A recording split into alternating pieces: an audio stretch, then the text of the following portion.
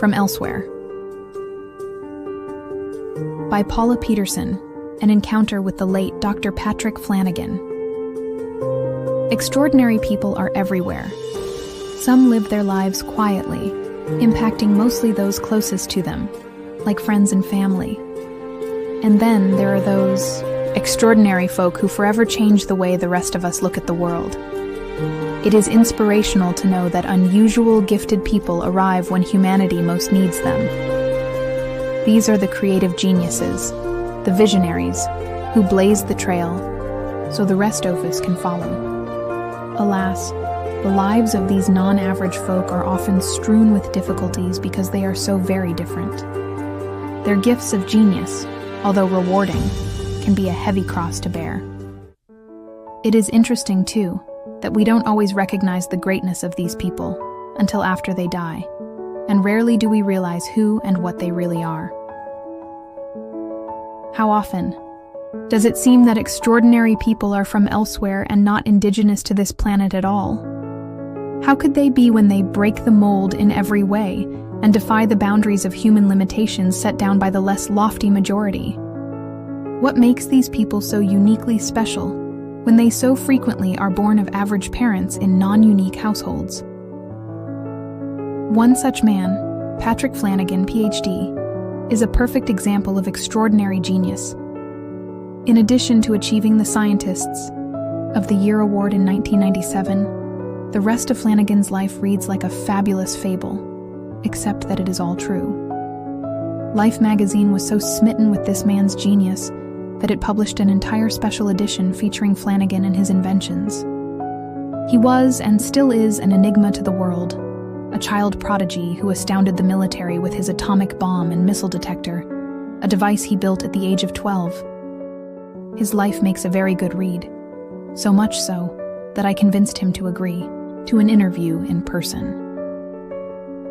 I was privileged to learn a few things about this man that are not widely known. Stick with me here, and you will find that some of his discoveries in the areas of health and healing, including life extension, may be of great benefit to you. At the very least, his story will be interesting reading. Part 1. Alien Coercion. Many of you will remember the book Pyramid Power, a runaway bestseller in the 70s, written by Patrick Flanagan, PhD. His research and insights into the power of the pyramid generated an enduring avalanche of pyramid mania. From televised documentaries to strange pyramid-shaped hats, a fascination that lasted for years with much of the world and goes on till this very day. What was it like to grow up as a genius with extraordinary gifts and talents? What was it like to be a different kind of kid? Patrick remarked that it was difficult. His mother used to say, "Patrick, don't be a genius, be normal." But Patrick didn't know what normal was. He was a weird kid and he knew it. How did the inspiration for his inventions come about? It's interesting that Patrick is not able to explain how it happens. Even though it seems his inventions are given to him, he feels that he really has to work hard for them. When he was 8, he began having a recurring nightmare each night. It was a menacing thing. He dreamed of being an adult pilot, flying over the Pacific Ocean in a single-engine airplane. The engine would die, and he would be forced to land on a tiny island. A UFO would come along and land. Out of the craft emerged beings who looked like ordinary people.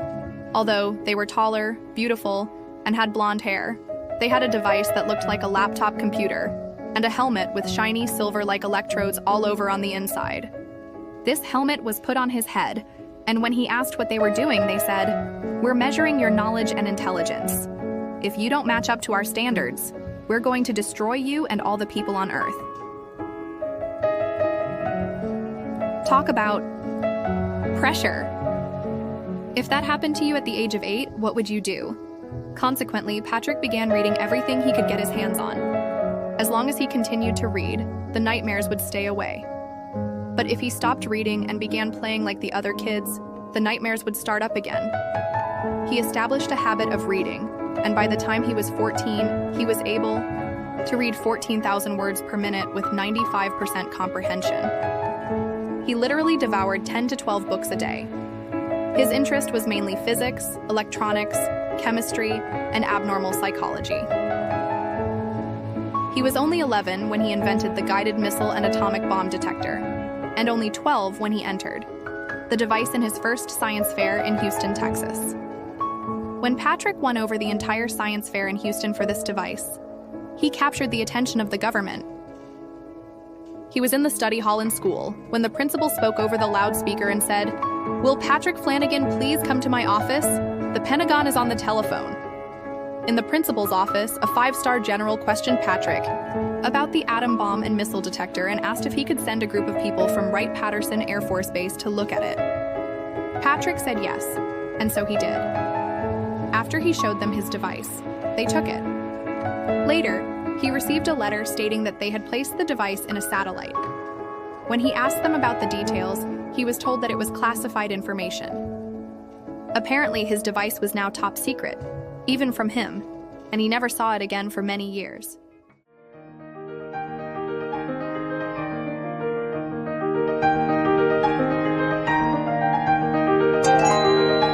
Part 2. The Neurophone. When Patrick was 13, he was inspired by a science fiction story written in 1911 by Hugo Gernsback, founder of the large electronics and science publishing house. The hero in the story was much like Nikola Tesla. He found it interesting that in his story, Gernsback had made startling predictions about television, radar, and intercontinental missiles, to name a few, long before they were actually invented. In the story, the hero had a device with 2 electrodes that he put on his head. And when he went to sleep at night, the device would transmit all the news of the world into his brain. Since Patrick had an insatiable appetite for knowledge, he thought, "Man, if I had one of those, it could really accelerate my learning." 6 months later, he developed one and called it the Neurophone, an ultrasonic radio transmitter with 2 electrodes that go onto your head. Any sound played into it bypasses normal hearing and transmits directly into the long-term memory center of the brain.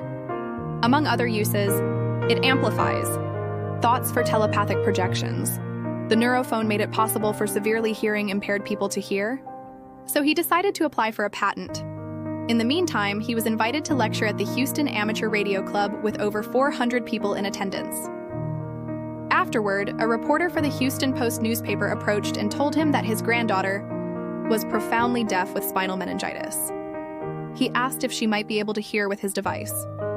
Patrick didn't have the answer, but he invited him to bring his granddaughter to his house, which he did. When the electrodes were on her head, she heard very clearly with it. She became very excited and started bouncing to the rhythms of music. The reporter was so impressed that he wrote an article about it and put it on the Associated Press wire service. The next day, Patrick was on the front page of over 300 major newspapers throughout the United States. As a result, all kinds of offers began pouring in. He received over 1 million letters, and he and his mother did the best they could in handling the correspondence. Pretty overwhelming for a 13-year-old. Shortly afterward, Life magazine interviewed him and published a special edition featuring his work. He then received invitations to be a featured guest on numerous television and radio shows to demonstrate his device. Being a child prodigy and a genius wasn't the only thing unusual about Patrick. Since his school didn't have a gymnastics program, he became self-trained and ended up winning the gymnastic championship of the Southern United States by being able to perform an astounding feat with his body that no one else could do. A physiologist figured out that it took about 10,000 pounds of force to lift himself off the ground in the way that he did. While still in his teens, he was offered the Gold Plate Award for the Neurophone, which was quite a prestigious honor back then. At the awards banquet, Patrick found himself among very powerful people, one of whom was Admiral Red Rayborn, who at the time was director in charge of the CIA. It was at this time that Rayborn and Patrick began their friendship. Rayborn soon offered Patrick a college scholarship to any university in the world, in addition to a $30,000 per year allowance, with the stipulation that upon graduating, Patrick would come to work for the CIA for 5 years. That was too much to conceive of for a teenager back then. So he turned down the offer, of which he is now glad that he did. Now when Patrick tried to patent the Neurophone, the patent office wouldn't grant the patent because they did not believe it could work. Normally, patents come out in about 2 years after being filed. It took about 9 years before they would grant the patent because they said there was no prior state-of-the-art on this kind of thing. How could there be a prior state-of-the-art? Isn't an invention a new design? So they closed the files and refused to give him a patent. By then, Patrick was in his early 20s. He and his patent lawyer flew to the patent office with the model of the device. The examiner who had closed the file wanted to test it. So he brought in a patent office employee, a man who had been deaf for 15 years. The examiner said that if this man can hear with the neurophone, he would grant the patent. The deaf man liked opera, so they played a recording of one of the world's greatest opera singers. When the electrodes were put on his head, he heard it, and he cried. The patent examiner began crying, and then they all cried. They reopened the files, which has never been done, before or since, in the history of the patent office, and issued his patent for the neurophone.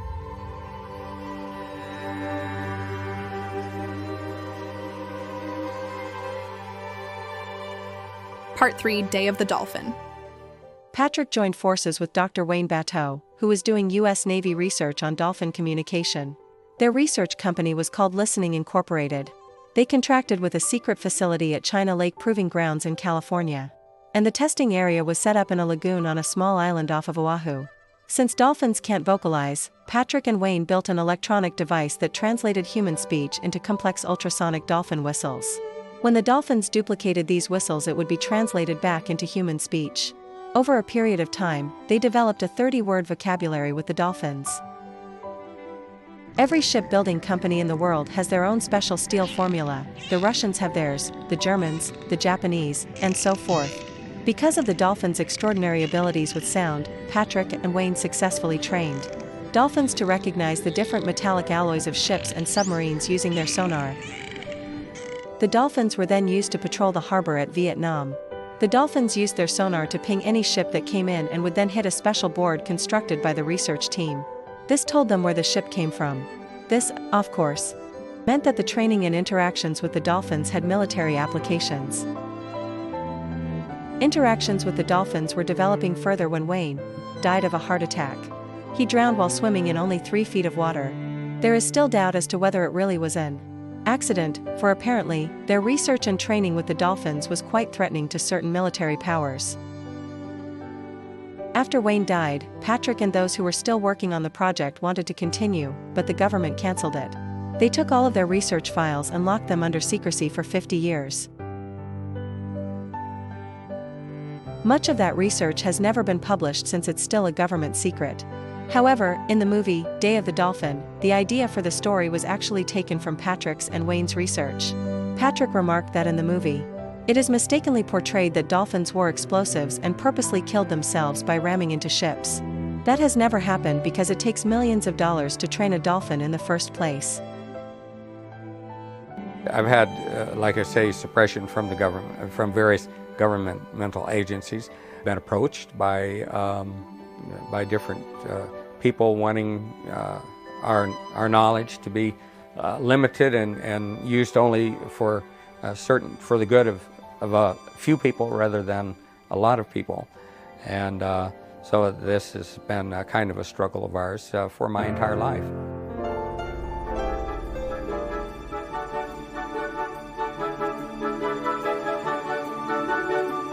Part 4, The Fountain of Youth.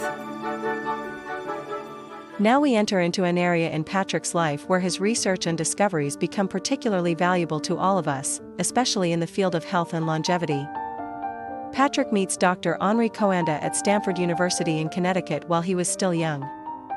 Dr. Coanda, an amazing man himself, is written about in Encyclopedia Britannica as the man who built the first jet airplane in 1911. He is also known as the father of fluid dynamics with over 500 patents on fluid amplifiers. Dr. Coanda was in remarkable health and lived to be 86 years old. At his 80th birthday party, Patrick meets him for the first time, and from then on they become friends. Dr. Coanda takes Patrick under his wing and shares with him important research and discoveries.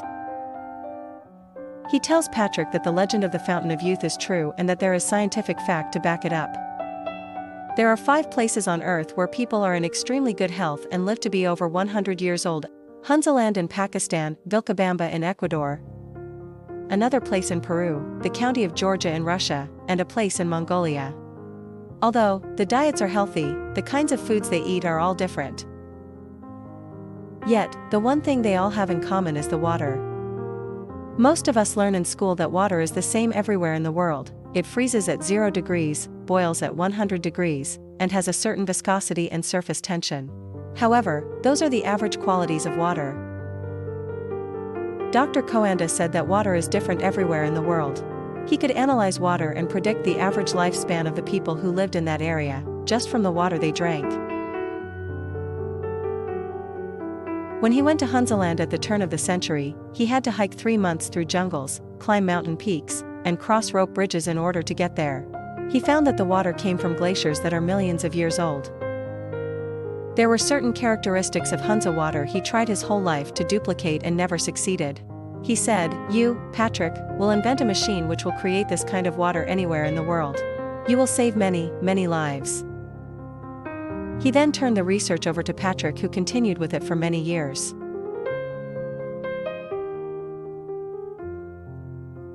So what is it about the water from Hunza land that makes it so special? Is it the mineral content? Dr. Coanda had no idea what it was. He thought that it could have been the cold temperatures or the altitude. Hunza land is a valley at 8,000 feet elevation surrounded by some of the tallest mountains in the world. These mountains have blue ice glaciers, and this is where the water comes from.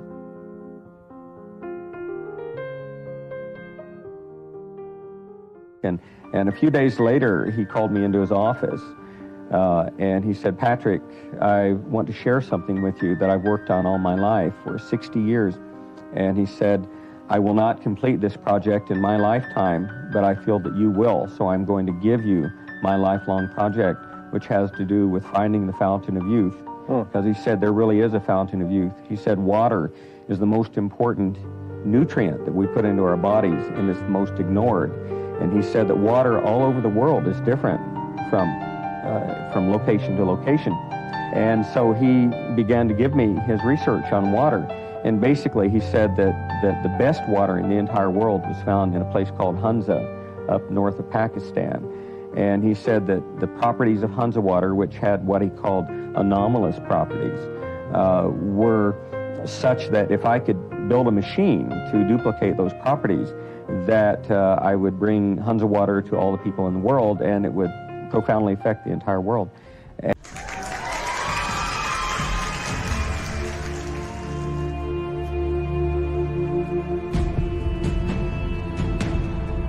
Episode 5, The Secret of Health and Longevity. The Hunza people claimed that their secret of health and longevity came from drinking the glacier waters filled with all these silt minerals. They did have one well in the area with clear water, but none of the residents would drink from it. They saved that water for the tourists. So Patrick started his own research into water. He discovered that when putting rubies, quartz crystals, and other gemstones in water, and letting it sit overnight, that it changed the structure of the water and lowered the surface tension. According to Patrick, it has to do with the wetting angle of water. If you put a drop of water on a piece of paraffin and look at it from the side, that drop of water will form a nearly perfect sphere because it cannot penetrate the paraffin. But if you put a drop of water on quartz crystal, it penetrates it 100% and the drop goes flat.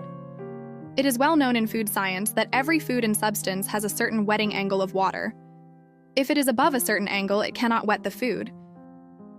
Ordinary water has a high surface tension, and Hunza water has a lower surface tension, different viscosity, and a slightly different freezing and boiling point.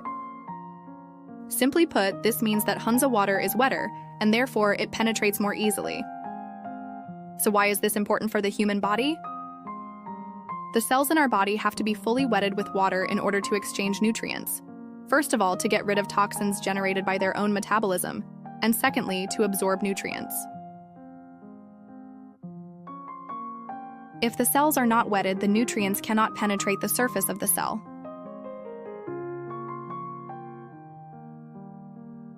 Since the cells are covered with protein-lipid membranes, which are fatty acids, and since oil and water do not mix, it's important that the surface tension of water be low enough to allow penetration. Furthermore, Patrick found that the minerals in Hunza water are colloidal. What exactly does colloidal mean? Colloidal means that it is suspended but not dissolved. A cloud, by the way, is a colloidal suspension of water droplets. In that case, the suspension medium is air and water. When the suspension medium is water, the minerals must be small enough and carry a strong enough electrical charge so that they don't coagulate and repel each other. Basically, colloidal minerals are more bioavailable. In fact, it's what the body needs and uses since it has to work really hard to separate the minerals. For example, if you take magnesium chloride in order to get the magnesium, your body has to separate the chloride from the magnesium before it can use the magnesium. Colloid minerals also have a negative electrical charge, which is very important. The higher the negative charge, the more they will suspend in water without dropping out. So they have to be tiny and have a strong charge. Consequently, Patrick realized that the secret of Hunza water was in the tiny colloidal minerals. After analysis, he found that these minerals were mostly silica, the same kind of silica that is found in quartz crystals. Silica is an essential mineral for the human body that helps to produce collagen, the matrix that holds our skin together. Quartz crystal is silica in a crystal form and is different from amorphous silica, which is totally non-crystalline. The same holds true for carbon. There is soft amorphous carbon, and then there are diamonds. Along the way, Patrick had become famous for pyramid power and was a featured speaker all over the world, with television specials and a movie where he spoke in, called Outer Space Connections.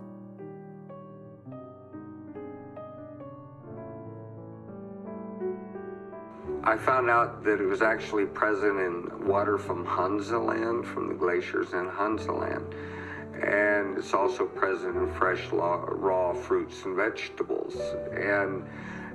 But it doesn't last very long. So I spent all this time trying to figure out how to stabilize it. And I was able to do so and capture it in a special form of silica that I discovered, and that's able to balance the body and restore the cells. And so that's been the main topic of my research for a very long time.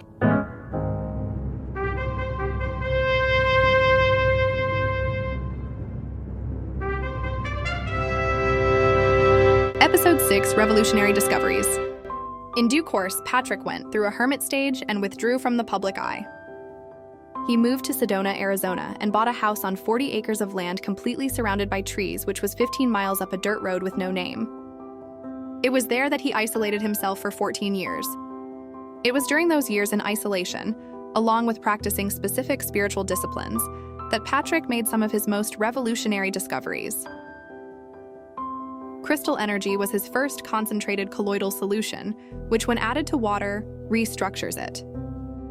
He went on a 6-month fast on water and juices supplemented with crystal energy. By the end of the fast, he had lost 45 pounds. Friends were astounded and amazed at how much younger he looked, like a teenager. I have to comment here that Patrick does indeed look very healthy and far younger than his age of 58.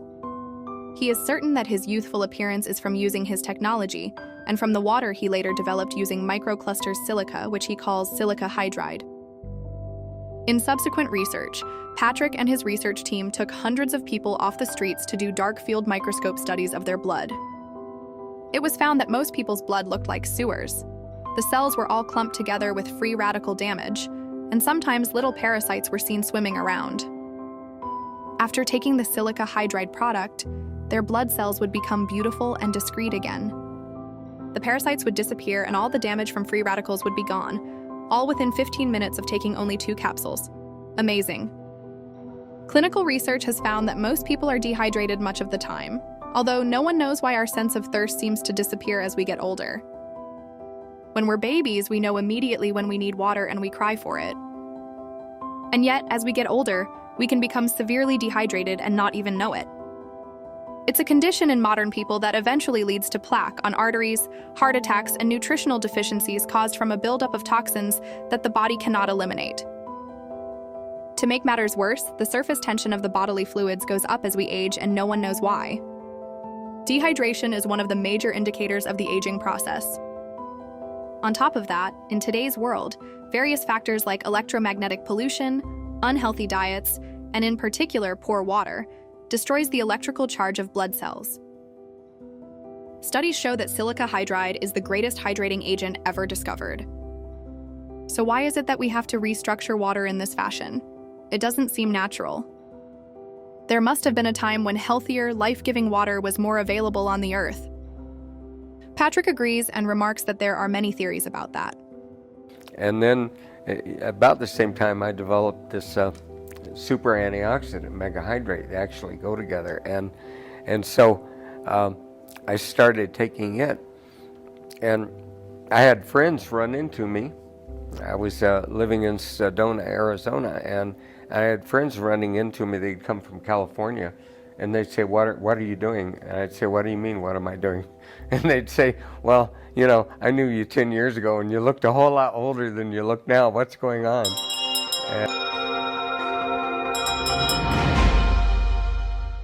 Episode 7, The Firmament. The Bible tells of a time when people lived to be hundreds of years old. And some biblical scholars say that there was a constant light everywhere. Everything was lit up. There are scientists who believe that the Earth was once surrounded by ice crystals high up in the stratosphere. The ice crystals refracted sunlight and blocked cosmic rays which are damaging to our DNA. Cosmic rays are passing through us all the time now. The firmament that is mentioned in the book of Genesis alludes to this hypothesis of an atmosphere made of water. Patrick says that the Great Flood of Noah's time, which is recorded in many ancient texts throughout the world, was caused by the ice crystals coagulating, as colloids tend to do. And so it rained for 40 days and 40 nights, which flooded the entire earth. Prior to the flood, it may have rained occasionally from the firmament, making healthy water much more available in those days. There are theories, too, that say humans once ate only the flowers, leaves, and fruits, and that something of a catastrophic nature happened which destroyed nearly all living things. The surviving humans became nomadic since much of the earth was then uninhabitable with less available food. This is when humans began to eat the animals. Patrick agrees with the theories that humans did not eat meat prior to the Great Flood, which is another reason for why humans had longer lifespans. In certain areas above and below the equator where our ancestors originally came from, they lived in jungles where they simply reached out and picked their food. Since their food was so abundant, they played for the most part and didn't have to work for it. When Earth's climate began to change and the rainforest started drying up, fruit became less available. So humans began scavenging for food outside the forests.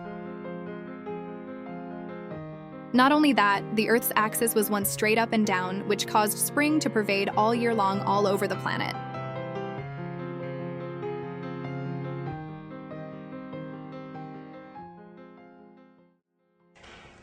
The power of the human heart can overcome any obstacle if we can allow ourselves to do so.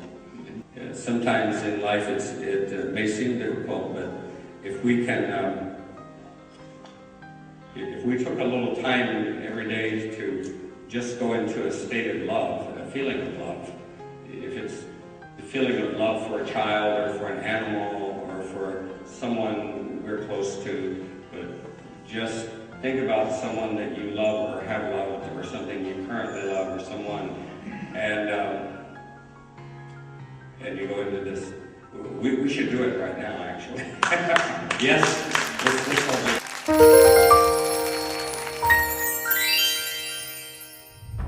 Episode 8, Recent Discoveries. There is more exciting research brewing in Patrick's laboratory, and he noticeably brightens as he talks about his latest discovery of yet another component of Hunza water that he didn't know about. He found that it had hydride ions, which are hydrogen atoms with a negative charge, plus an extra electron. A hydrogen atom normally has only one proton and one electron, but it can actually take on and carry an extra electron. That extra electron can actually neutralize free radicals and participate in all the thousands of chemical reactions in the body that requires extra electrons.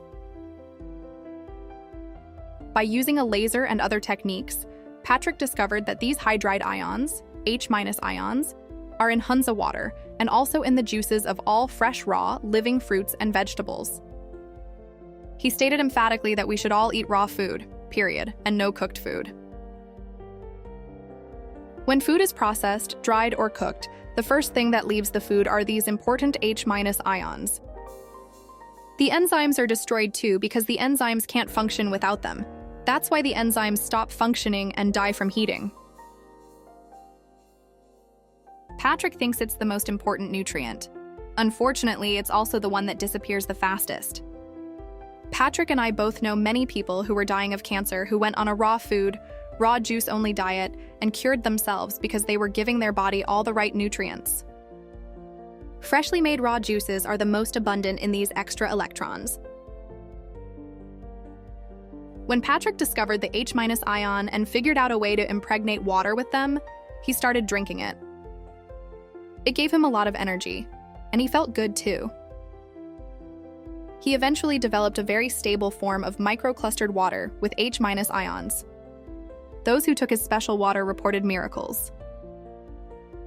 One woman reported restoration of her nerve-damaged arm after she had no feeling in it for 15 years. Diabetics have reported the return of feelings in their legs after having lost it for 20 years. The remarkable thing about all of this is that it has been such a win-win situation. Patrick's discoveries have done great things for so many people. What a guy. I carefully asked, "Have you ever felt that you're really from elsewhere?" Patrick paused thoughtfully, looked at me intensely, then nodded in silence with a hint of a cosmic twinkle in his eye. Finally, after almost 30 years, discovered the real secret of Hunza water was a special mineral found in the water, a special kind of colloidal mineral, which gives it all of these anomalous properties. And so began trying to duplicate that mineral in my lab, and finally duplicated it after a period of a few years, and came up with a product called Crystal Energy, which was the very first development in this field.